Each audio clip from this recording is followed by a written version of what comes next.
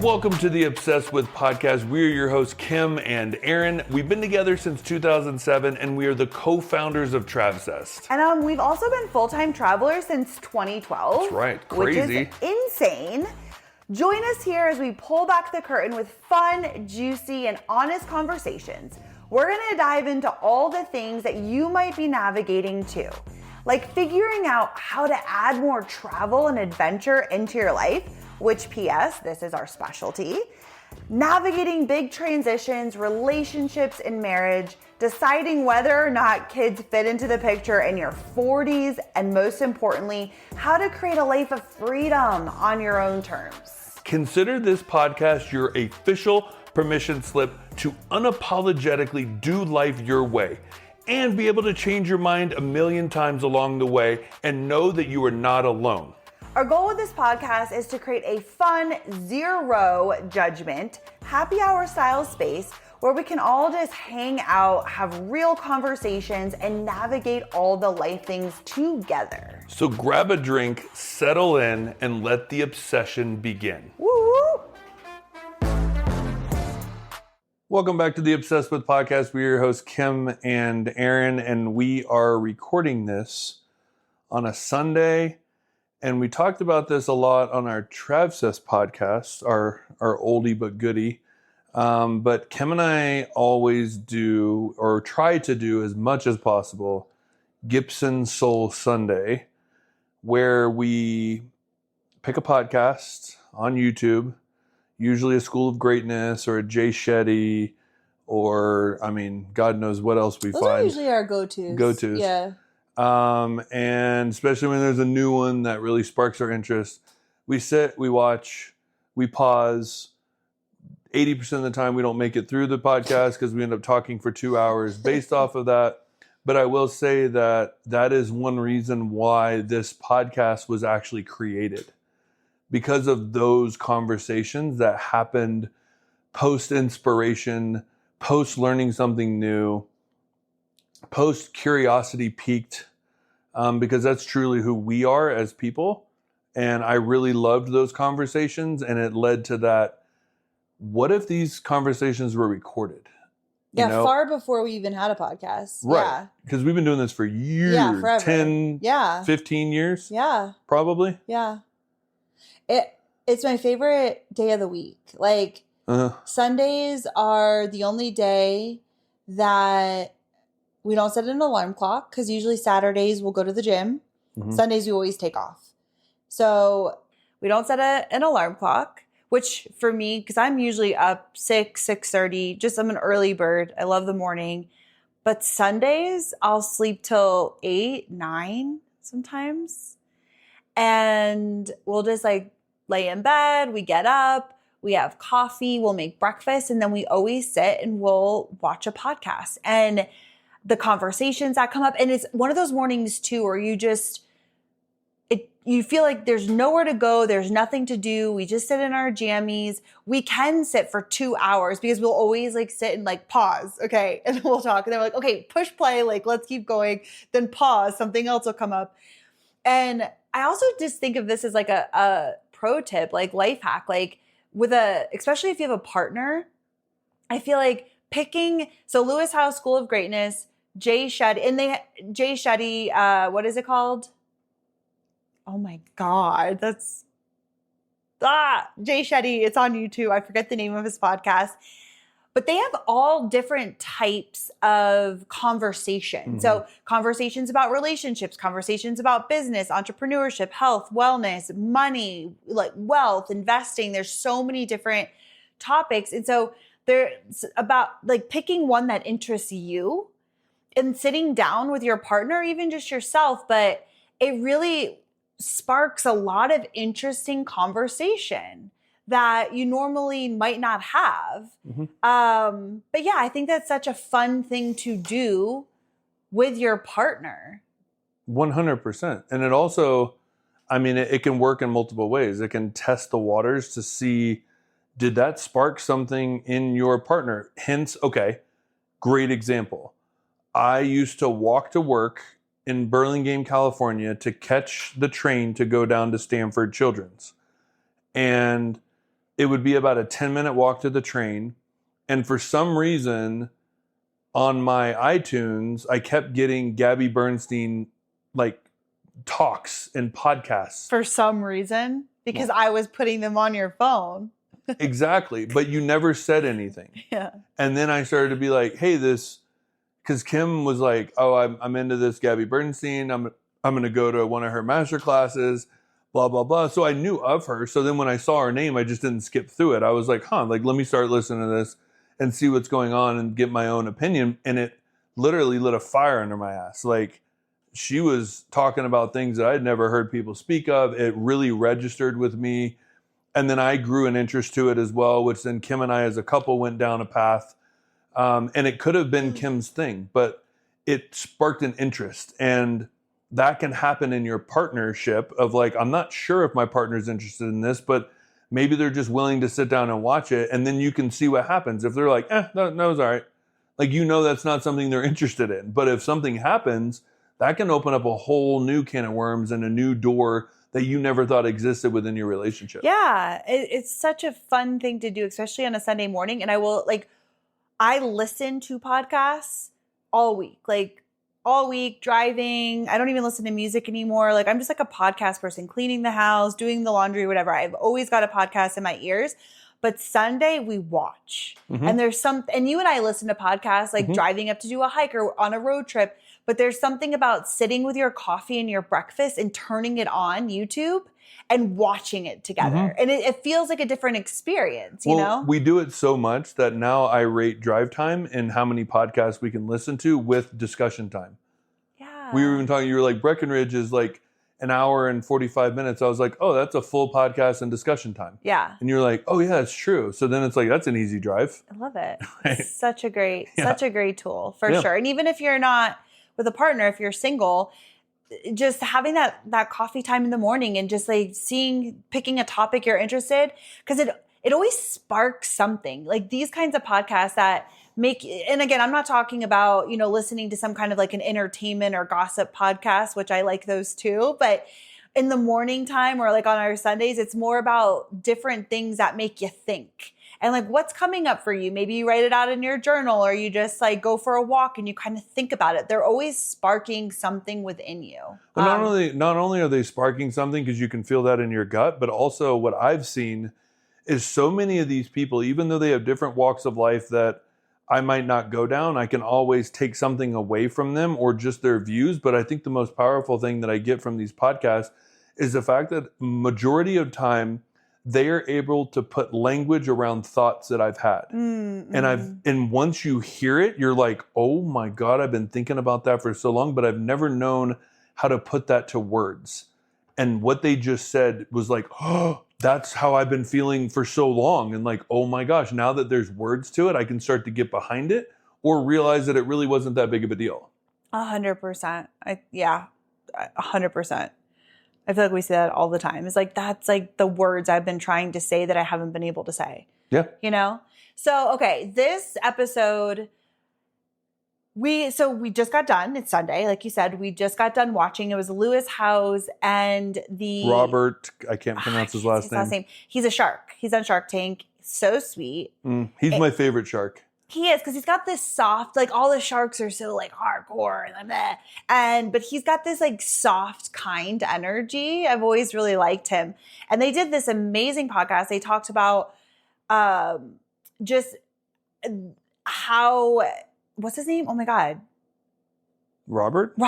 I wanted to say Kevin. That's the other one. O'Leary, yeah. How, he grew up really poor and like his parents were immigrants from Eastern Europe, and they left communism, and they had, $20 in their pocket, and, how he grew up seeing his father work 2 jobs and all this stuff. And, I don't know if he's a billionaire, but he's close, very, very, very wealthy, and how he was able to create this life coming from this poor upbringing. And so they get into like his story, which was really inspiring. They get into like a wealthy mindset, abundance, joy, faith, creating the life you love. And so it really we had a completely different episode planned that we were going to record, but then we both felt inspired by that conversation. And so we're like, okay, like let's take this to the podcast and really have this kind of conversation. Cause I think this is something that is really powerful for everybody.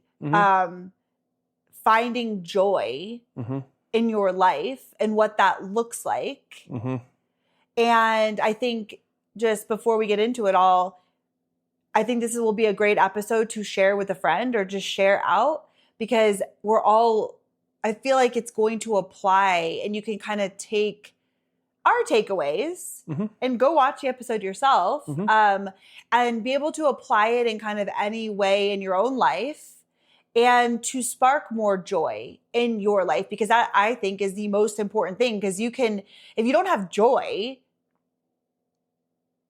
it doesn't matter what you have. You have, the best job in the world, or the biggest house, or the most money. But if you're like a miserable human and you don't have any joy, then you don't have anything. So I feel like this will kind of apply to so many different totally. And I think it's aspects. interesting, right? Because if you hear our take, again, this is what Kim and I took away from it. There's so many stories and so many cool takeaways within there. So let us know like what your takeaway would be, but also like kind of if you listen to this and then you go watch that, I'd like to hear what, kind of either what you took away or the similarities and how we feel. And I do, we always say like reach out to us on Kim and Aaron G on Instagram. But if you don't have Instagram, there's also a link in our description that says send us a text, and you can click on that link and it sends us a direct message. And so we can talk that way as well. We just want to hear back from you, kind of what your takeaway is. And definitely, like Kim said, definitely share this out with somebody. Okay. So I also feel like we talked about this. Was it yesterday? I think it was yesterday, because I went for a drive and I was listening to the Empower Her podcast, which is Keisha, who has become one of our mentors, who we love. She's got a great podcast too. And on the episode, I forget which one I was listening to, but she was talking about, and you and I have played this game so many times, but I think it's really powerful. She was talking about if you won the lottery, okay, and all the money in the world, doesn't matter. You didn't have to work. You could do whatever you wanted because money wasn't a thing. Money wasn't something you were trying to get any more of. You were fine. You had more than enough. What would you do? What would you do? And we have had that conversation so many different times about like, okay, because we're always like, okay, the first thing we would do is we'd go have lunch and celebrate. Totally. Always. That's like go outdoors. Sitting outside, yep. Having amazing meal, having drinks. That's always like number one first thing. Totally. The only thing I'd probably do differently is I feel like I would want the need to like, I'd buy whoever's in the restaurant their lunches. Oh yeah. I love that. Just like a celebration, like everybody's lunch is on us. Yeah. Yeah. But it's always a celebratory lunch. First of all, we love a lunch. We love an outdoor sunny day. Pougie means like cocktails involved. Conversation. We sit for as long. Appetizers, like the works. Okay. And so I was listening to this on my way home from a drive, and I really was thinking about it of like, okay, what would I do? And then I was like, well, I would go pick you up from work and be like, get in the car, bro. Like it's done first. And then we would go have lunch because it was Friday. So you were working. But I'm like, I would, if it wasn't about money, I would still do our podcast every day. We'll run through the whole thing of like what we were talking about, because I think it's really cool. What do you mean? The whole flow. You win the lottery, you pick me up from work, we go to lunch, and I'm like, okay, what are we doing? What's your plan? What do you have? Yeah, that's what I was saying. Okay. But okay. I guess I know the answer. So I was like, there was more to it, how you like flowed through. You went with like what we're doing. Oh. Yeah, I mean, what do you mean? I don't know. Oh no, how? Because we both agree. We were like, we would buy a house in Colorado. Yeah, I wasn't talking about the house. Yeah. Okay, go ahead. But I think that's really cool though, because it's like so clear, right? It was like buy a house in Colorado, like pretty much a dream home in Colorado. We'd buy a place in Florida because that's where our families are, and it's a place we want an investment place. And then so we could return back to that. We'd buy a really sick van that we could go and tour the country and then. Yeah.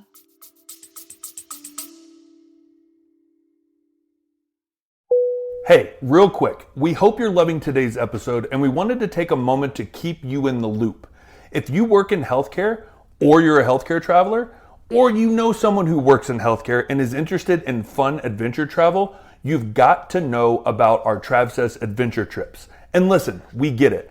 Working in healthcare can feel really demanding, overwhelming, and stressful. We spend so much time taking care of others that we forget to take care of ourselves. So let us take care of you on a Travsess trip. Once you sign up for a trip, we literally take care of everything. The planning, the logistics, and all the little details. So all you have to do is show up, have fun, and make unforgettable memories with a group of like-minded, adventurous travel friends. This is your time to step away from the chaos, recharge, have some fun, and come back feeling like the best version of you. Everyone who comes on a Travsess trip says you come as strangers, leave as family. Literally. Travsess trips have sparked dozens of new friendships, adventure squads, and travel soulmates that last way beyond the trip. And honestly, it's not about the places we go. It's about the amazing people you meet along the way.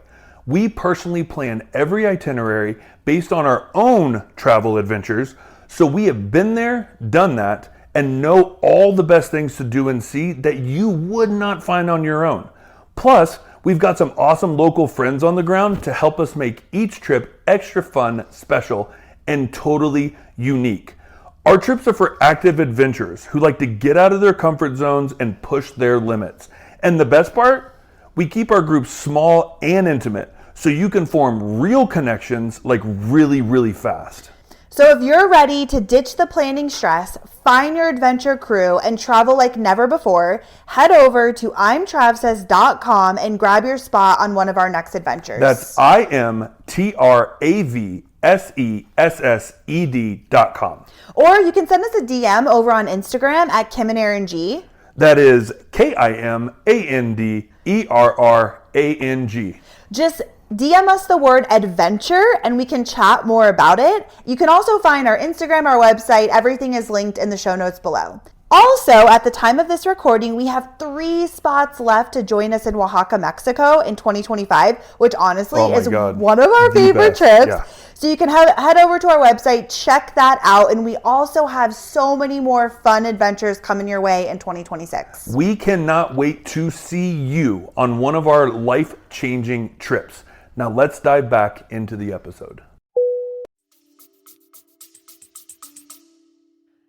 Yeah. So those are the things, and like investing in different Airbnbs and stuff, 100%. Like I would do that when it came down to work. Cause it's funny, you hear people talk about, if I won the lottery, like I would just be living on an island and like laying around or like, you know, just doing nothing. And I'm sure some people maybe do really want that or feel like that, especially, I don't know, situational. But I feel like for me personally, I love working. I love having a purpose. I love having a passion. I love putting energy into something that will impact other people in some way, big way, small way, whatever. Like I love working. I don't think I could ever be somebody who is like, I'm just going to lay around on an island. No. Right. And I wonder if I think most people get bored of that. Give yourself a couple weeks. You're going to be, I think majority of people will be like, okay, because I think without drive, without purpose, without passion, you just start to kind of wither away. Fade away. Right? Yeah, totally. I did say though, I would want a couple of days where I literally lock myself inside and just have nothing to do. Nothing. I don't have to leave the house. We ordered DoorDash on repeat all day, just eating whatever we wanted and just like watching Netflix. In jammies, don't change, close the blinds. I would love to have a couple of days of just doing that. But I also feel like after a couple of days, you're done. Like a day and a half. You can't do that for that long, right? Totally. Like, so we were like, okay, what would we do for work? If you could do anything you wanted for work, And it wasn't about even making money, but you want to put energy into some sort of work that you're doing. Right. So that's where I was like, okay, 100% I would do our podcast because I love it. Mm-hmm. I love it. Mm-hmm. I love just showing up. I love having these conversations just with you. Mm-hmm. I love being able to connect and to make a small impact in the listener's day, whatever that is. Mm-hmm. I just love it. Right. So I would do that. And I would 1,000,000% blow up Travis S. Adventures. Oh, yeah. Hands down. Like I would take 6 months and just go travel and research a bunch of different places to like build our portfolio for trips. I would hire a team to help us build out this ambassador program so that we could have a team of other travelers that could host the trips. Because again, you and I can't do it all on our own. I would have like a consultant come in to be like, okay, how can we grow this baby? How can we blast this out? Because even if it wasn't about making $1 from Travis Says Adventures, there's something so powerful and something that, and I'm just speaking for myself. I know you feel this way too, but just because I'm the one speaking, but like I get so much joy from every aspect of what Travis Says Adventures is, from the planning, the researching, the creating these experiences, bringing people together, seeing them experience it, seeing the friendships that are made. Like, I think that we have something so special and so magical. And I get every ounce of what we do inside of Travis Says Adventures is what I love to do and what brings me the most joy. And I would want to do that like for the rest of my life. 100%. The only thing that I would add is then it would branch off into adventure trips, education, adventure. So we'd be learning something as a group. So it'd be very streamlined of like, what is it that you want to learn? We'd bring in speakers and then we'd go do adventures together. And then I have this deep connection to do men, like kind of hardcore activities, right? Like whether it's a Wim Hof thing where we're out like hiking in the snow, shirtless and dealing with the cold and cold plunges and like just putting yourself in like extreme situations as a group to bring the group together, right? Like training for something, renting out like the Rangers, the Army Rangers, like going through a boot camp together. Just putting God, you love shit like that. Putting ourselves into like extreme experiences that we would never do, or doing the island thing where we have to survive 72 hours on the island, like as a team, right? Like I still want to do that. I would be doing that just kind of like, I have the money, let's go and do it, right? Yeah. Like I'm paying for this, let's all go. And we get something out of it. We sit around and have good conversations. And I just think we need more male things like that, right? Yeah. That we can connect on a deeper level, have deeper conversations, real conversations, and like kind of, that's something that I'm super passionate about. Yeah. And yeah, retreats, education, workshops. Like, so I would want to be on the research and development side. Perfect. Because that's like my joy. And then having like a team of people that are helping us bring it all to life, right? Because we know 2 people, we can't do that. But if we had all the money, I'd be like, let's hire the people. Let's freaking go, baby. Because you and I create the magic. And then we have the people around us helping bring it all to life, Totally. right? And that's also the excitement too of just having like that close-knit team that we can go and do stuff together as a team too, right? Like go and research together. And like, I've always wanted to do that. Yeah. Like bring my team along. Yeah. And so we're, just having this whole conversation, which is so, again, so fun to do. If you're like listening to this right now, it's like just dream. Like those conversations are so fun where you and I are just like, okay, what would we do if we, had, millions of dollars and it wasn't like, what would you do? And just even like what comes up from those kinds of conversations, I feel like are just fun to have. And it also gauges where your joy is. Because again, if we won the lottery, there was nothing that we're currently doing that I wouldn't want to do. I love what we're doing. Minus one thing. Well, minus working in the hospital. Okay. Yeah. Duh. Like, okay. I guess I meant like in the Travsess world. Oh, okay. The current world you're living in, which is nice. My work, Yeah. right? Like what I do every single day. Yeah. Exactly. Retiring you is like the first. But if we were like, oh, like if we won the lottery and then we would want to do something completely different, then it just kind of shows you that maybe you're out of alignment with what is bringing you joy. Well, can we stretch that out a little bit? Because I do want to talk to that. Like, and that's, I think even if you don't have, like, because you just heard Kim and I talking, and it's like what we're saying is very aligned with what we're doing. And I do think that there's a pro to that, right? Because it checks in. If you're working in the hospital and you won the lottery and you're like, I would work part-time to keep myself busy, and I would go and do cool trips on the time that I wasn't working, in the hospital. So that shows that, like, all right, you love what you do, that you would stay there, right? That's a gut check of like, like I won the lottery, but I would work part-time because I love technically what I do. I just don't want to be so glued to it, right? Mm-hmm. Which the financial freedom would give me that.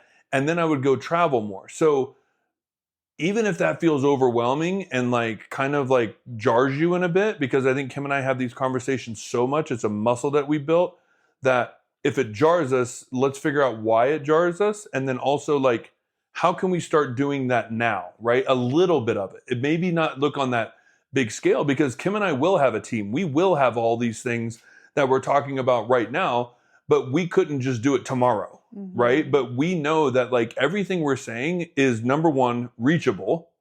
It's obtainable.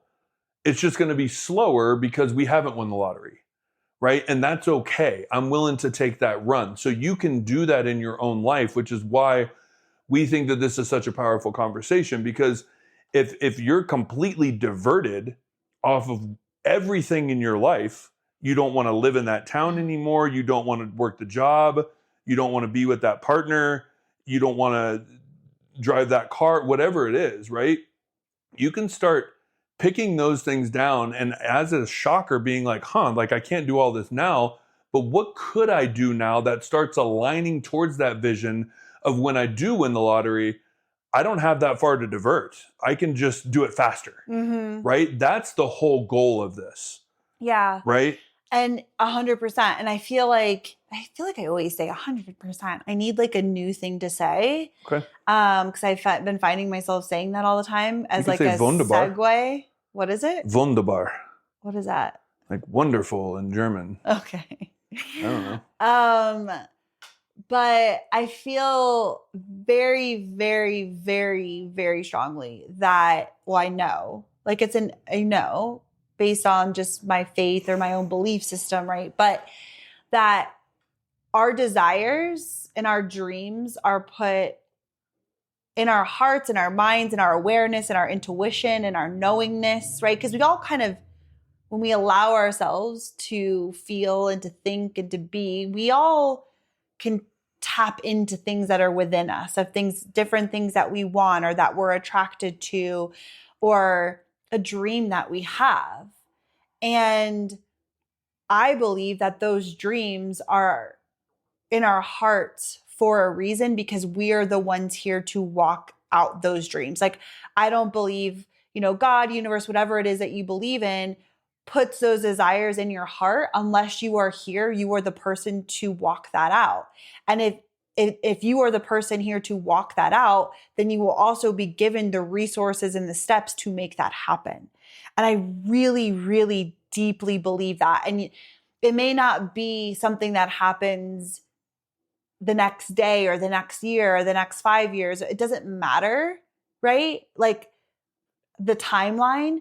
But if you keep feeling something within yourself, whatever that is, it is there calling to you, speaking to you for a reason, because you are there to listen to that and then walk that out and know that you will be led to the right teacher, the right mentor, the right next step, the right podcast, the whatever it is, the right next job that will get you one step closer to living that out. 100%. Oh my God. Such a good, I don't know, it's so good to say. But here's a really good example that I just thought about.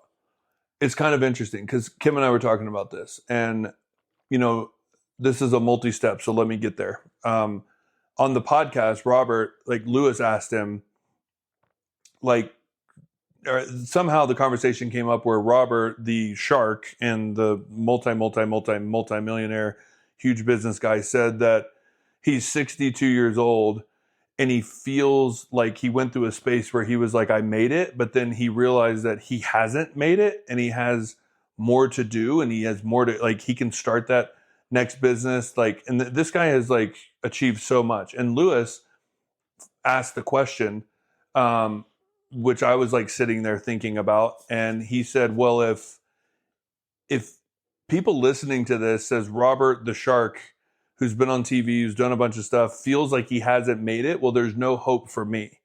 So what is that? And I was so glad he asked that question because the answer just like really resonated with me.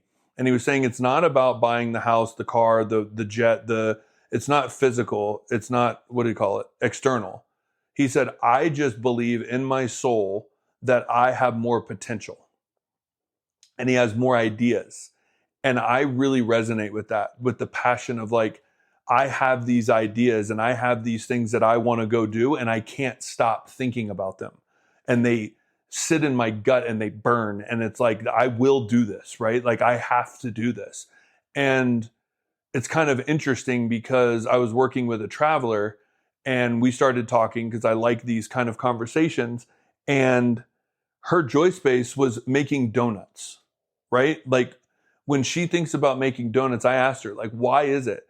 And she says, somebody ever brought in a box of donuts and people that like donuts, they get very excited. There's this hint of joy that comes in when somebody brings in a box of donuts. The selection, the different flavors, the joy when you bite into it and it get like whatever the texture, the flavor, there's a joy that happens and people smile. And she said, that's what I want. I want to spread joy through donuts. So I, listening to this conversation, have zero desire to eat donuts and or make donuts. And I don't feel any sort of joy in that route, but she does, right? And it goes to show that like, but what I realized was the same joy she feels in people eating donuts is the same joy I feel when people get off a plane in a new place and we have them picked up and they show up at the first place and their eyes are big and they're taking pictures and they're talking to each other and you can see that change is happening, that moment of like, whoa, like this is incredible, right? And it's like that joy is what I chase, right? That seeing that through other people and bringing that safety and comfort, joy, community, meeting new people, seeing new places, like that just lights me up. And that is my version of eating the donuts. But it goes back to what you were saying of like, everybody has different things that they feel joy towards. And it can be donuts. It can be filling up people's gas tanks. It can be having a travel. baby. Correct. Like having a family, being a mom, being a dad. Like, correct. It's exactly. It's all so different, right? And we need everybody to have those. There's no right or wrong. Being a photographer, being an artist, being we all are, there's people who are so passionate about like music and writing music or singing. It's like, oh my God, that's like the last thing I even think to care about, right? But because those people, that dream was put on their hearts because they're here to walk that out, where that's absolutely not what I'm here to do at all, right? How many friends have you met that love being a sonographer? Yeah. And you're just like, ugh. But right. If we didn't have those people in this world, you couldn't do what you do. Exactly. Right. And so, yeah, or just a lot of people find joy in the job that they have, right? Like whatever that is for them, like they actually like their job, like their corporate job, like whatever that is. But, for me, I always had so much joy from traveling. Since I was a little girl, and my stepdad had a small plane and he had a paper route and he would take me up in his plane with him and he would pretend that I was the captain and he would let me, it's not steer, but whatever that is, there was 2 sets of controls and he would like let me pretend that I was like flying the plane and like, he would take me to the airport and we would just sit and we would watch the planes and we would have lunch and like I just like would feel that feeling in me of like, I love this, right? And like that carried with me my whole life, right? And then it was like, well, I wanted to become a flight attendant. And, even now is like, one of my favorite things to do is sit at an airport and watch planes take off. Like But there's something in me that is like a deeper feeling than just like, I like to go on vacation. Like, yeah, I think everybody wants to go on vacation. Like, who doesn't want to go on vacation? But it was always so much deeper than that for me. It was like this feeling of like, I have to travel and have experiences and bring other people into those experiences, and like having no idea what any of that even looked like or felt like or would ever become. Mm-hmm. Right? Like, I could never be that little girl who, you know, would go sit at the airport with my dad and watch the planes and feeling that feeling of like, this is so cool. And like, can we be in the air? Can we go somewhere? Can we go like somewhere new? We were always exploring other new places together. Feeling so lit up by that and not being able to like even put that into words then. But that deep feeling of being lit up, which of course now I can look back and put all those pieces together, which then led me exactly to what I'm doing now, right? And it's funny how you do that. You can look back and it all makes sense. But just that, so it's like I never let that feeling go of like, this has to be a part of my life. And I'm not talking about just getting on a plane and going on a trip. It's like, it's so much deeper than that. And like continuing to like harness that and like see where that's going. And like, it's been leading all along. Right. Mm-hmm. But that's one of my greatest joys in life. And to be able to take that and to create something from that joy into something that I love to do as a work. Well, and I think that's leading into exactly kind of like you've heard the word joy come up a lot. And I do think that like in the world we live in with social media, you hear people always saying like, chase your passion, chase your passion, chase your passion. I can tell you, you know, number one, yeah, you have to have passion and you have to have joy in what you're doing, because that makes the hard times feel, you know, a lot easier because you're doing what you love to do. And so I do believe that there's this level of, if you start to work in your passion, and we've heard this a lot from entrepreneurs and things like that, of like, I love to skateboard, but when I started to skateboard for money, I lost the love in it because it was just something that I loved to do on my own, right? And I think we saw that with fitness. Like, we love fitness, but when it became about like making money from it, we realized we didn't love it that much. Like, it's something that I want to do for myself. Didn't want it to be a I career. don't want to be a career. I don't want to chase that. I don't want to like have other people like, no, like it's my own journey and I love it. And so we pivoted from that. But travel is something that I love bringing into other people's lives, right? That is something I'm super passionate about. And I do think that it's crazy that it's really, I don't know, maybe you can help me get through this for like language wise, but like, we don't have a lot of time on this planet. And I feel like something that I really want to come across in this podcast is, if you take anything away from all the topics, yes, Kim and I speak from our own stories of like, because we've gone after things that filled us up with joy, and thank God that we are together because we both have an aligned view on what lights us up, which is beautiful, right? And I don't take that for granted at all. Something I'm super blessed to have. But like, we teach through our story, but the undertone is we just followed our joy, right? Like, what lights us up and what can we do every day to take a step towards more joy, right? And a lot of that is just the mental gratitude of being present with where you are and having joy in your life in general, right? But there's also the level of like, if I could wake up every day and do what I love to do, how can I take one step closer to that each and every day, right? And you and I have been so aligned in that. And so whatever it is that you find joy in, I want you to take a moment and realize that like, you can start now, right? Like, finding a little bit of joy, doing what it is you love to do. If that lottery question is not aligning with your current life, there's joy missing, right? And don't just go through the motions every day because you think that that's what you're here, the road you took. Like, you can always pivot. You can always take smaller steps to bring in small amounts of joy every single day, doing what you love to do, so that when you do hit the lottery or the lottery of life, you're one step closer to that joy spot. Yeah, because I feel like we're talking about, the aspect of work, because I think for us, that's been such a through line in our life is, finding joy through how we earn money and the work that we do, the careers that we've had, because we both have always felt like our jobs as, stenographer, IR tech were a means to an end. There wasn't joy in those jobs.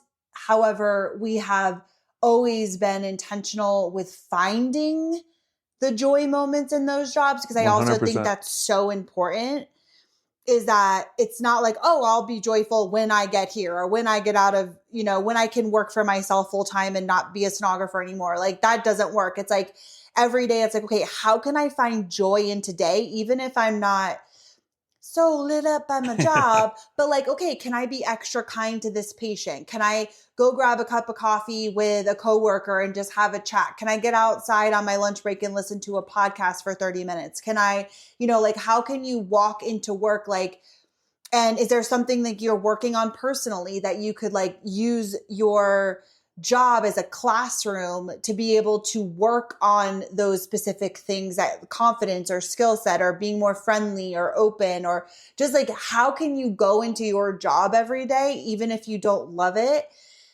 and really trying to find the joy and gratitude every single day, which is something that as a stenographer who has never felt joy in my work since the day I started. I mean, from even when I was a student, like I dropped out of the program and came back. Like I always knew that wasn't like that wasn't the job for me, but it was, because it's led me to where I am now. And it served a beautiful purpose in my life. But I always knew like, but this can't be it, man. Cause this like just isn't what I love to do. So for 17 years, 18 years, however long I've been doing ultrasound, every single day I've had to like remind myself to go into work when I was working in the hospital and find joy in an environment that I felt very disconnected from and did not feel like it aligned with me at all. But I used it to grow and to work on things and to find gratitude in things that are hard, that feel hard, Yeah, totally. No, I've had to like do the same thing, because it's like finding, but that came from getting super clear too. Like, no, this is not where I want to end up being, but like, what is it about my job I love? And the number one thing, even as a traveler, my favorite thing to do is scrub into cases with new doctors and learn new things and pick their brain. Why do you do it that way? Why did you choose that catheter? Why are we using that wire? Like, how can I become more efficient? How can I become faster? How can I keep the floor clean during a case that's overly bloody, right? Like, what are little things that I can do? And those challenges keep me locked in and keep me excited. And I'm in a different space versus, I'm just going through the motions. Here's another GI bleed. Oh, I'm gone. Like, I'm going to set it up how I normally do. And like, no, like you find those little things that get you through that day, but then also knowing I can't wait to leave because I get to go home and do the things that I really freaking love to do. I was going to say, just to piggyback on what you were saying, that's 100% a game changer. Like if you're feeling bored or just not passionate about your work, that has helped so much of like almost creating it as a game, a challenge, because it keeps you engaged. And so I would like go in and be like, okay, I'm going to learn this as best as I can. I'm going to be like the best stenographer in this area, or like I'm going to work on like my social skills and being confident in this area. Like always like treating it like a game. Mm-hmm. This is my goal for the day, and like going in and having a purpose. And that really kept me engaged in something that I was like wanting to check out of. But the whole point of me bringing that up was that we're talking a lot about work. But if you're listening to this and you're somebody who like likes your job, right?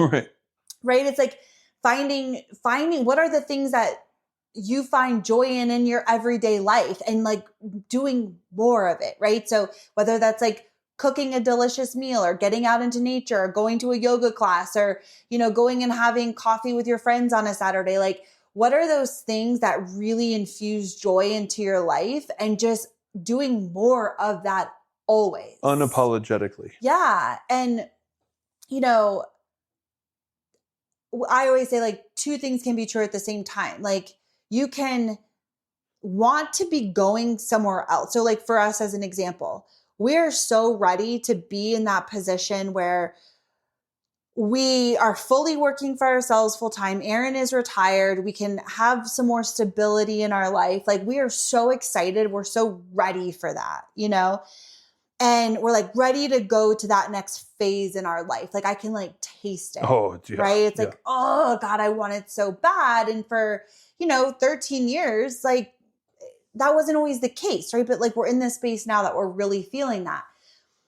But instead of getting into that, because it's so easy to do, and we do this all the time, that we have to like remind ourselves of just like, okay, like when we get to that place, like when we've retired you, when we're blah, blah, blah, like, oh my God, can you like, and yes, all of that can be true. And we can be so excited for that. And that will bring even more joy because we'll be free doing what we love, all the things.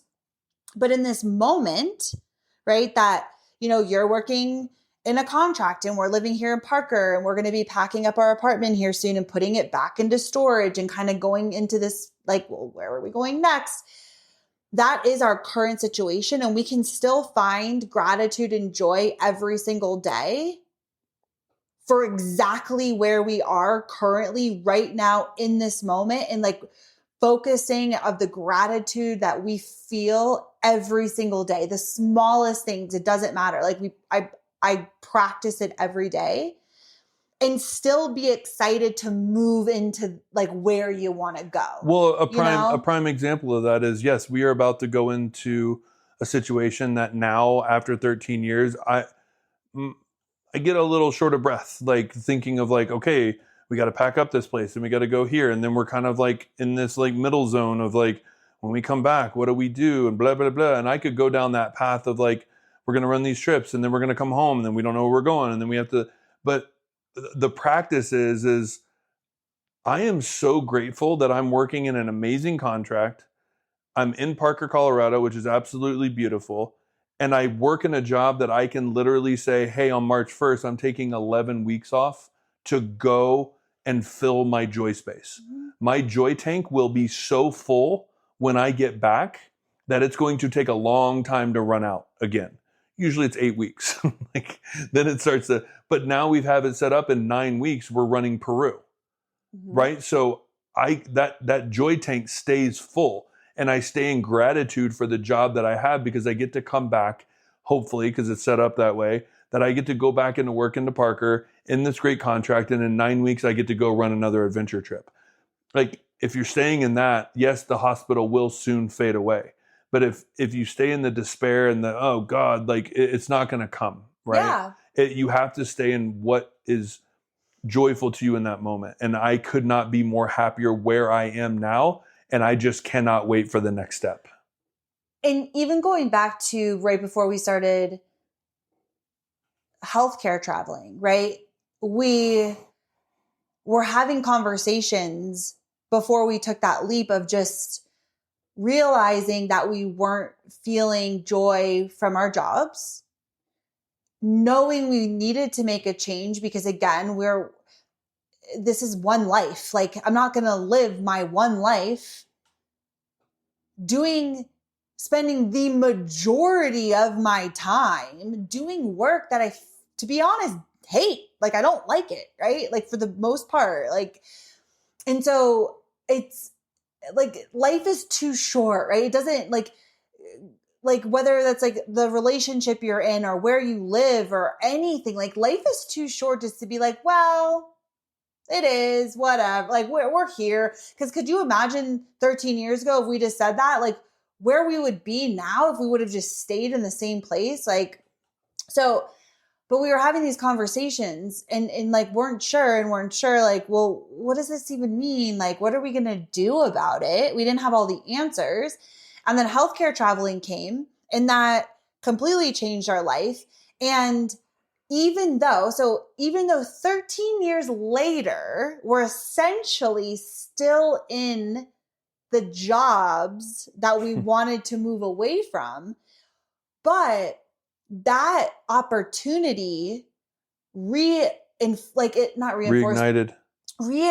that passion for these jobs because of what it gave us, right? It gave us these cool adventures. It gave us this opportunity to work a couple of months, but be able to take some time off. It gave us more money coming in. And eventually that led us to, creating Travis S Adventures and all of the things. And so it's interesting because even though it wasn't just like, and we're feeling this way, boom, like now we're in a completely different life, but all the steps have been leading us to where we are now. Does that make sense what I'm saying? It does. And I think I'm interested in your thoughts because I just found a way to you just brought language to something. Like, I feel like what happened was we were so joyful in our lives together, right? Our lives together were joyful. Mm-hmm. And what we were building was joyful. And all of a sudden, the full-time jobs started impinging on the joy in our personal lives, right? So then the conversation started happening because it started to bleed in to where my joy space was at that time, right? Because work was so much, and then I was working longer, and then I still wasn't making the money that we needed, and then we wanted to do so much more, but we couldn't do it because of the time we had to work to like pay the bills and do all the things. So then that job became leaking into the natural joy space that we have. So that's when we made a change. And what traveling allowed us to do was have more time to focus on the joyful things, but make the money we needed to go after those things. Right. You see what I'm saying? And right. And I think the point too is that we felt something internally, we listened to it, and we made a change. Mm-hmm. And that change it's not like, bam, oh my gosh, we're not like, oh my gosh, now we like work for ourselves, blah, blah. No, it's been a 13-year journey. But that thing led to another thing that led to another thing that led to another thing, right? And like, so I think that's kind of the point is if like you're feeling something within, even if you can't put all the pieces together because you just won't, hindsight, you will, but we don't have that for the future. Unfortunately, like you can dream, but you can't see how it's all going to come together. But you have to just take that first step, right? We did a podcast episode, I forget when, last week or the week before, about getting unstuck, right? It's kind of hasn't come out yet, yeah. Oh, it has, yeah. Yeah, but it's kind of the same thing is like you have to listen to your intuition because, again, your dreams are put on your heart for a desire, or your dreams are put on your heart for a reason, or your desires or your wants or what you feel called to. And so trust the resources will always be available, and you have to be brave enough and you have to be willing to just take that next step. And that was us with Healthcare. We just took that next step. And then that kind of had a domino effect that we would never have been able to play out until now we're looking backwards and we can see like, oh yeah, of course that made sense. It all kind of made sense, you know? Well, I think too, like the easiest thing to do for me, if you feel really overwhelmed of like, I know I need a change. I don't know what my joy is. I don't know how to figure that out. Like one, getting clear, like we said, write it down. We talked about that in the Unstuck podcast. But like my thing is like, what is your first knee-jerk, quick, lowest hanging fruit reaction to joy? Like, what is that, right? And go after that first. Because when you start to like build that muscle of like, this is the easiest thing that I could think of to follow joy. And like you said, maybe it's reaching out to that friend that you haven't reached out to and setting 4 coffee dates for 4 months, right? Mm-hmm. Like putting them in the calendar and sticking to them, right? This is what I'm doing. Every week on this week, we're going to go and have a coffee date at this time. That brings me so much joy. Well, you did it and you followed through with it. Then it starts to spill out. Then more things start to come and more things start to come. And then you start booking it. And the next thing you know, like Kim and I said, we're not out of the hospital. But 13 years later, we are much closer to following our joy space than we ever were. 100. And manifesting, if you're somebody who believes in manifesting, which I mean, it's just like the law of the land. Like we're always attracting, right? Call it manifesting, call it attracting, but we're always like putting out energy that's attracting things back to us. And joy is like the ultimate Highest state level of being for manifesting what you want. You cannot create a life, create a relationship, create a dream job, create anything from this low level energy of, you know, complaining or I don't know what's like low level vibes, just like not in a great place, right? You can manifest from a place of joy and from a high level energy. And, you know, sometimes I'll wake up and like, you just kind of wake up and you're in like a shitty mood, or I just feel like overwhelmed by what I have to do, or I'm just like, I'm still not where I want to be, like, you know, and just like you get in like this funky place. And sometimes you just need to be in that and like kind of see what comes up from it, whatever. Like, I'm never saying like bypass like how you're feeling. Like, there are times that you're like, okay, what is going on? Mm-hmm. You need to address it, have real conversations with yourself, and like get into it, right? Because it's coming from someplace. So I never say like bypass how you're feeling. But then what I'm more talking about is like, you're just kind of in a funky mood and you need to like realign yourself back to feeling good. And so for me, what always helps is I'll sit down with my coffee. For me, like my joy space is like my morning time with like my coffee and just quiet and just being alone and like processing or thinking. And then I always just start with like my gratitude of like, God, I'm so grateful. I'm here with my coffee. It's warm. You're not in the hospital.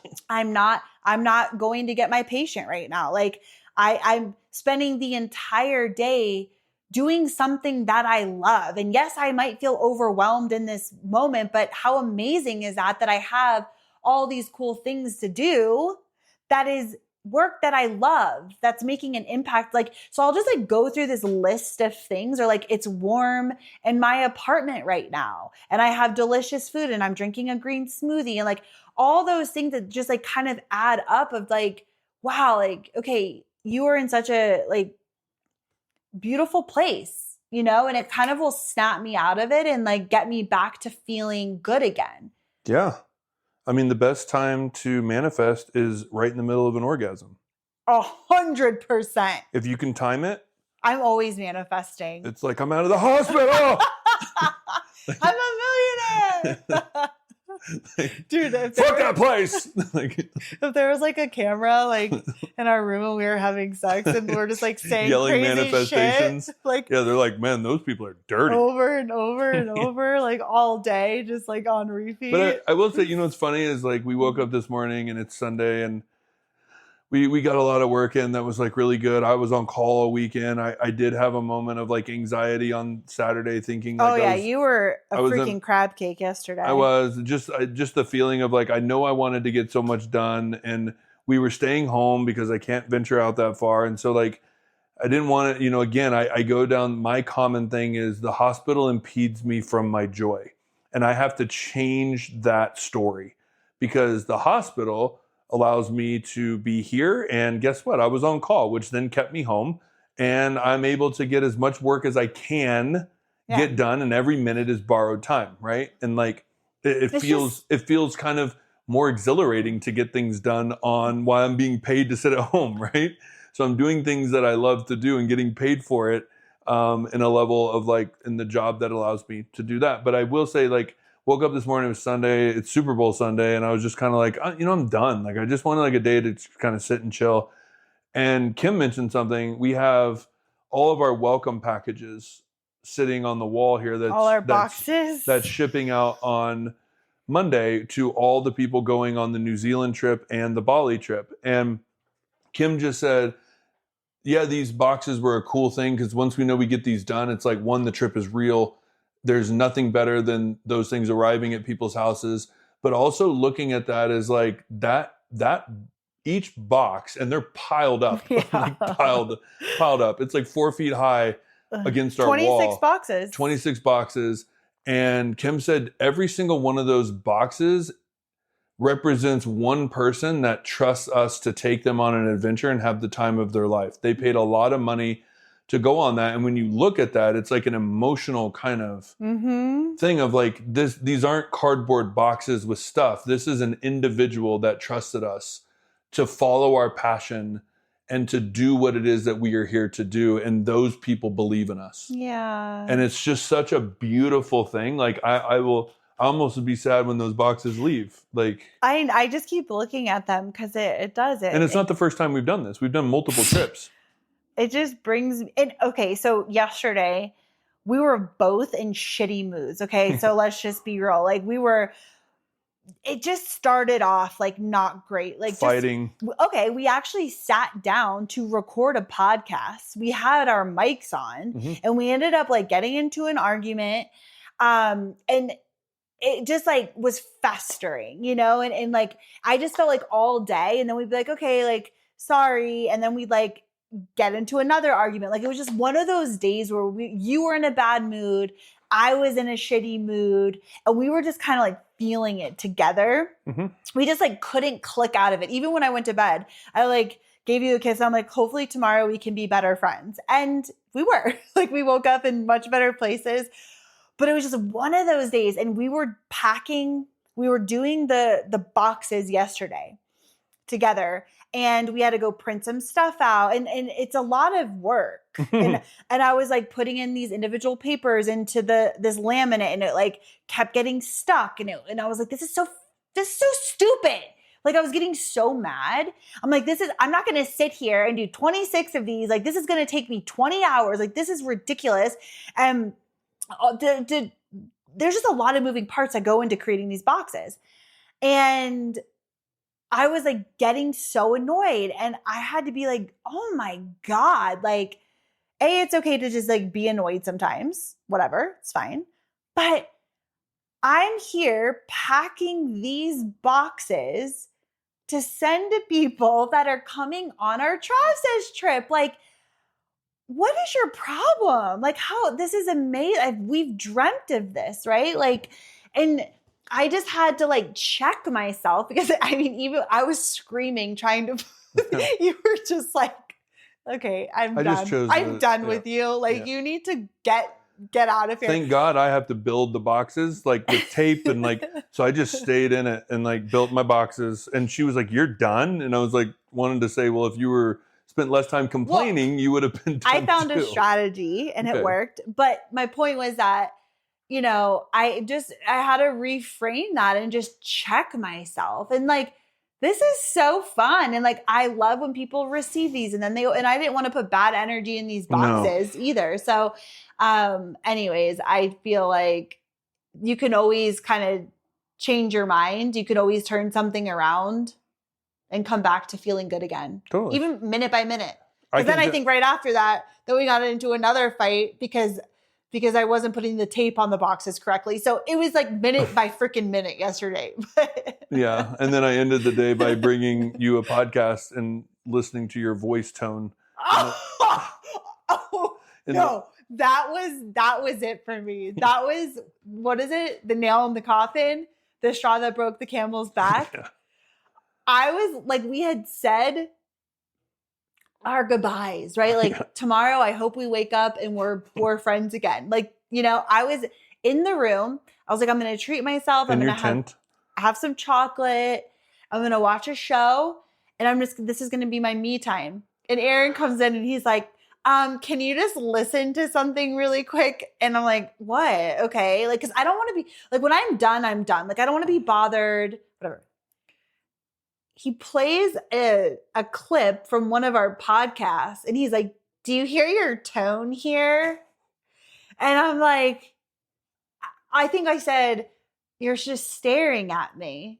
Like you didn't say it in that tone. That's the problem. I said, like, you're just staring. It wasn't like a mean. It was just like, you're staring at me. Like, kind of like, what's up? Like, what's going on? You're staring at me. Like, and you were like, do you hear that? What do you think? And I'm like, what is your agenda? And you kept playing it over and over again. And I was like, okay, like that took me through me. If you didn't think that there was anything wrong with it, I just wanted you to, I think there's power in hearing back and like being like, what could this gone about differently? I don't think it was the nicest tone I've ever had. but I felt like it was, sometimes I can be animated or I'm just like, dude, what's up? Like, why are you looking at me? Like, it's not like so sometimes I think I can come across more sharp in the way that I speak just because of like my nature. But yes, like I can definitely be softer in the way that I speak. And that wasn't soft at all, but it was also very irritating that you came in. Well, obviously my timing and it was a jab. God, I know it was. And you were just like playing it on me. It was the final jab, right? It was because I knew you were in your tent and like, yeah. I'll leave you with this. Oh, we have to pick a card. Oh, I wasn't saying. I was saying. Oh, okay. Because you were done for the night, and I was like in my groove. So it's like, I'll leave you with this. God. Ponder this all night. You can be a pip. we were definitely both pips yesterday, for sure. Totally. So, right. Okay, we'll pick a card. But I think, again, takeaways are ask yourself the fun lottery question. Because, again, I just think that's fun. Like, go sit outside, maybe pour a glass of wine, sit with your journal or sit with your partner, talk about, like, dream big. I think that's the funnest part about anything is, like, just having fun conversations. Like, you and I will talk about, oh my gosh, like our house and what it's going to look like and all the things, and just like dreaming wildly and boldly and largely about whatever you want. Right. And then just assessing your life. Like, where are you finding joy in your life? Can you do more of it? Whether it's work or just for fun. And are there things that you need to change, to lean more into joy? Because the last thing too, I just thought of this, but because we work in healthcare, and I know a lot of people who listen to this work in healthcare, like, we see so many people that come in that have waited their whole life to travel or do that thing they wanted to do, or, you know, be in the relationship they want to be in, whatever it is. And now they're dying. And it's like, life is way too short to wait to say, I'll do this when, I'll do this when, I'll do this when. It's like, no, do it now. If you can, do it now. Like, do the thing you want to do now. Like, start the donut shop, take the donuts to work, sell the donuts. Where does that lead you, right? Like, take the trip you want to take, right? Be in the relationship you want to be in, like, live in the city you want to live in. Like, don't say when, because we know that people think that, you know, they're going to retire and do all this stuff, and then they end up getting cancer and dying. Oh, we see it all the time. I know. It's so sad. And I think that's had a huge effect on how we've lived, of like, dude, like, no, you don't know when your time is up. You have no clue. So, like, live now, find your joy now, live in alignment now, go after your dreams, whatever that is today, right now. The amount of ports that I have put into people's bodies who went in for their year of travel post-retirement checkup and found cancer, and now the money they saved to go towards their dream trip that they've been working their whole lives is now in the fight of their life. I hate that. Like, that woke me up so fast. It's so sad. And there's that book, Die With Zero, if you're interested reading that, because it kind of goes into that of like the world that in which we live, of like, I'll save a bunch of money towards so that I can, you know, live out the last years of my life with a bunch of money. But technically it's kind of poo-pooing on that whole like philosophy, right? Because you don't need as much money when you get that old. Like, it shows that there's charts that dramatically your spending habits go down, and then you can't go on that travel trip because you can't walk around, like, and you can't experience it in the way. So they were saying also the exponential kind of development of memories, right? Like, if you do that trip early, you have 60 years of memories with that trip, versus you do it at the end of life and you have 5 years of memories. Yeah. Right. And how far those memories and the joy can carry you. Right. I love that. Yeah, it's good. Okay. All right. So we're going to, as we end every podcast, we're drawing from our new Travsess deck, which is really awesome. Really excited about these.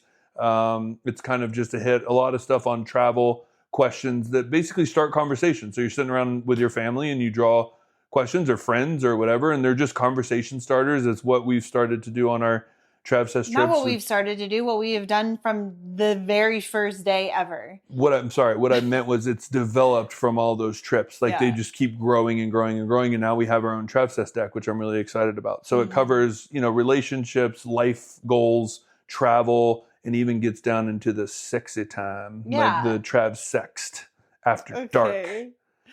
So let's draw a card. Yeah. They're just fun conversational. Here we go. What's a non-physical trait that makes someone irresistible? Ooh.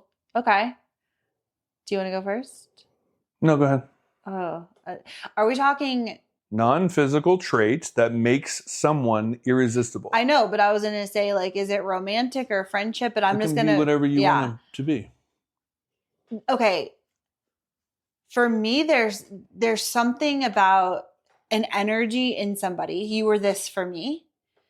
That, and I can't put it into words. It's something you feel when you're with certain people that you just feel like you can totally be yourself with them. Like you feel relaxed. You feel like safe.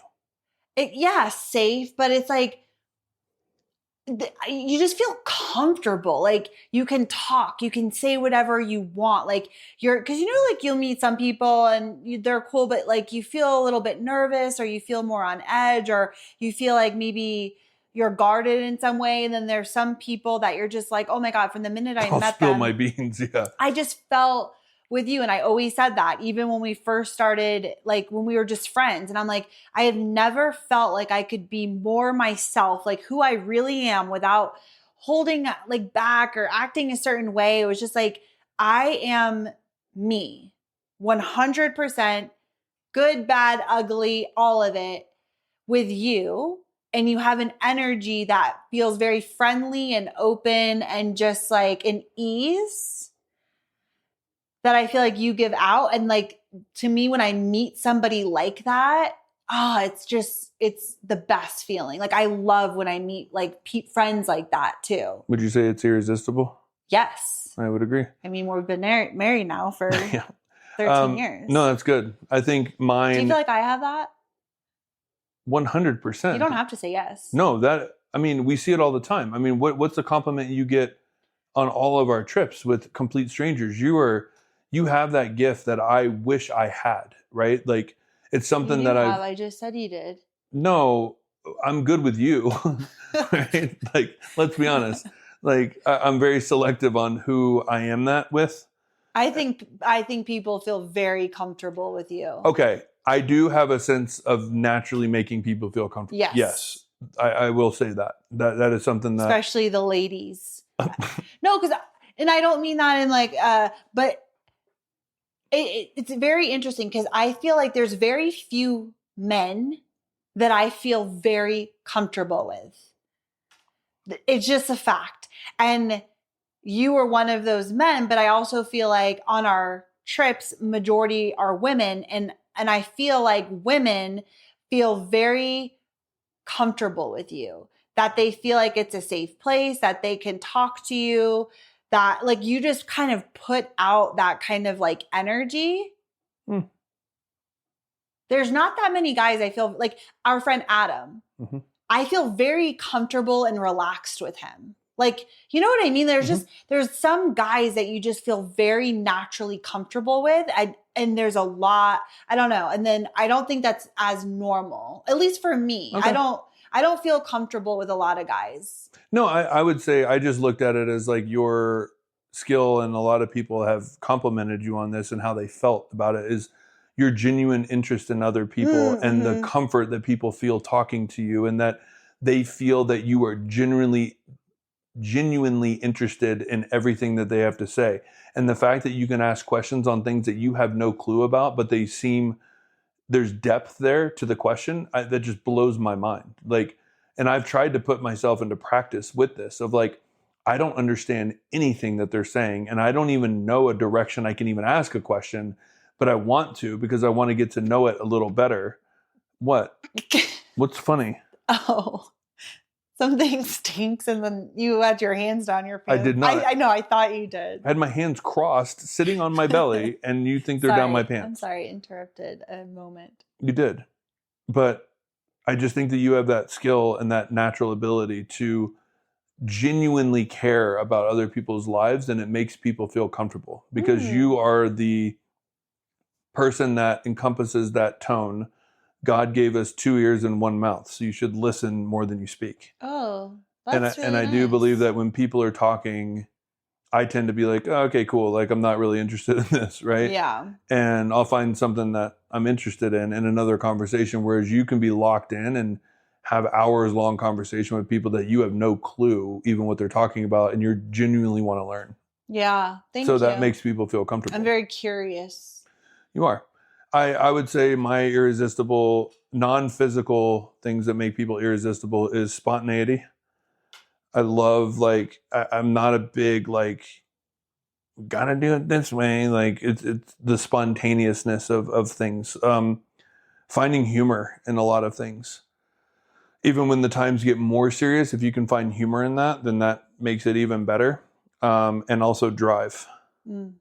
Like, not settling. I cannot be with somebody that just settles, right? Oh, well, this is what it is. I always want to be pushing the envelope, and I need a partner or even a friend that pushes me just as much as I would push them. Yeah. Right? I need that almost positively combative, right? Like, no, like, why are you thinking that way? Like, let's think outside the box here. Like, you could do things differently. You just don't want to. And like, let's be real with that. I need those conversations. Yeah. Someone who like pushes you, challenges you, makes you think. Totally. Always keeps me on my toes. Oh, God, I totally agree with that. Is like, we were talking to our friends, Derek and Jessica, who we freaking are obsessed with. We've talked about them on other episodes, but we were to dinner with them. And since we've been in Denver, they've introduced us to their group of friends. And their group of friends, they're all like entrepreneurs, high earners, high thinkers, just high, they're just all high all the time. Welcome to Denver. They're just like another level, right? Yeah. And it's really, so we've had, Aaron and I, like, were brought into their world, and like, I feel like we've had really interesting conversations. And then like one of the guys led us to like his accountant, who's going to be huge for us and like our business. And then we met Keisha, who's now like a mentor. And I just, not even just that, but just like conversations. We've had energy. We've been around, like, we leave dinners with them and we're like, God, like, oh, like, you're just thinking about all these things. You're like, I feel so good and I'm buzzing. And we were telling them at dinner, like, in our like group of friends, for the most part, you and I are like the only entrepreneurs of like people that we spend time with. And it's like we're like the big time, like, no, like we, like, so it's like, it's surrounding yourself with other people who are at a different level that make you think, that push you, that they're like, hey, like, why have you guys like thought about this or like done this? Like, I love being around people that push me to think bigger and also are showing me what's possible through their own expression of their own life. Well, I mean, I love friends that, like, in this group of friends, every time we have dinner, I feel like they'll say something unintentionally. They're just naturally like intuitive when it comes to these things, but they plant little ticking time bombs in my brain, and on my 40-minute drive home, that little time bomb explodes, and then I'm like, son of a bitch, like, I never thought of it like that. And like, when you put it into the terms, like, Derek was like, we were like, my goal is to retire Aaron from the hospital. That's what we were saying. My goal is to retire from the hospital. And Derek was like, what if you lost your job tomorrow? Could you bring in the same amount of money using the skills that you currently have? And it was like, oh, ha, ha, ha. Like, let's have a retirement party next month. Oh, haha, cheers, boo. Yeah. And then we're driving home, and Kim and I are like, wait, like, what? Like, what if we use the skills we had and I lost my job tomorrow? Could we still do Travis Says Adventures and all the answer is yes. But like, how would that look? It would look differently, right? And it causes you to ask a lot of questions. Yeah. And really look under the hood of like, am I comfortable or am I just coasting? Yeah, 100%. Right? Anyway. Okay. Well, see what happens with these questions? I know, like, we could literally just have like a whole nother, like, just keep talking about that. Like, yeah, just reading questions. But yes, I feel like these questions are really fun. Like, just to go have dinner and just like, I don't know, it sparks different thoughts and conversations, and then other conversations are spun from the answers. And I don't know, I just feel like these questions are just really fun to have more engaging, in-depth conversations, and they're also fun. Like it's, so anyways, okay. All right. Thank you for listening. If you've made it this far, please leave a review. That makes a huge, huge impact on us and the show. We appreciate it so much. It literally takes you 2 seconds. Also, I will say, so embarrassing. I was on Instagram and I was like showing people how to leave a review, and I was like typing in and I accidentally hit submit. And so if you see a review under our podcast that's like from Travsess that says like, thank you, laugh out loud, etc. Like, love you. Oh my God, it's so embarrassing, because if people are like, why would they like write their own review like that? For all of you that know us, it's like just it tracks. It's hilarious. But yes, please leave us a review. Thank you for being here. Share this with a friend. Let us know. DM us at Kim and Aaron G. Like, what you took away from this episode, or is there something that you want to lean more into, that you want to align, or like, what would you do if you won the lottery right now? Oh my God, it's such. And how far off are you? Yeah. Okay. All right. Well, we will see you next week. Yep. Bye. Thank you so much for listening to today's episode, and we hope that you really, really enjoyed it. And if you did love this episode, can you please do us a huge favor and just share this with one of your friends? Like, just somebody that you think will get value from this episode. It would mean so much to us. Yeah, like do it now. Like while you're inspired, go now. Like right this second. Yeah, go. Or just like share it on your Instagram story and tag us at Kim and Aaron G so that we can see it, and thank you personally for helping us share this message, share this episode, and blow this baby up. Yeah, help spread the obsession. Ooh. You can do that. Let's get obsessed. Let's do it. Let's do it. Thank you so much. We are so grateful to be on this journey with you, and we will see you next week. Bye.